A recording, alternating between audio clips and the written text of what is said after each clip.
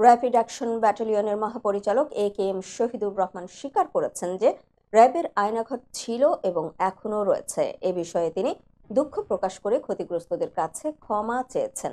বৃহস্পতিবার র্যাবের মিডিয়া সেন্টারে আয়োজিত এক মতবিনিময় সভায় তিনি এসব কথা বলেন। মহাপরিচালক বলেন, র্যাবের বিরুদ্ধে গুম ও খুন সহ নানা অভিযোগ রয়েছে। গুম খুন তদন্তে গঠিত কমিশন সঠিকভাবে বিষয়টি খতিয়ে দেখছে। যারা র্যাবের দ্বারা ক্ষতিগ্রস্ত হয়েছেন তাদের সুষ্ঠু বিচারের আশ্বাস দেন তিনি। তিনি আরো বলেন, র্যাব বিলুপ্তির বিষয়ে সরকার যা সিদ্ধান্ত নেবে র্যাব তা মেনে নেবে, তবে যতদিন এই বাহিনী থাকবে ততদিন নিষ্ঠার সঙ্গে কাজ করবে। জঙ্গি কার্যক্রম প্রসঙ্গে তিনি বলেন, জঙ্গি তৎপরতা দমন করা হয়েছে।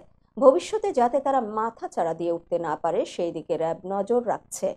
সাগররুনি হত্যাকাণ্ডের তদন্তে উচ্চ পর্যায়ের কমিটি গঠিত হয়েছে এবং কাজ চলমান রয়েছে বলেও জানান তিনি।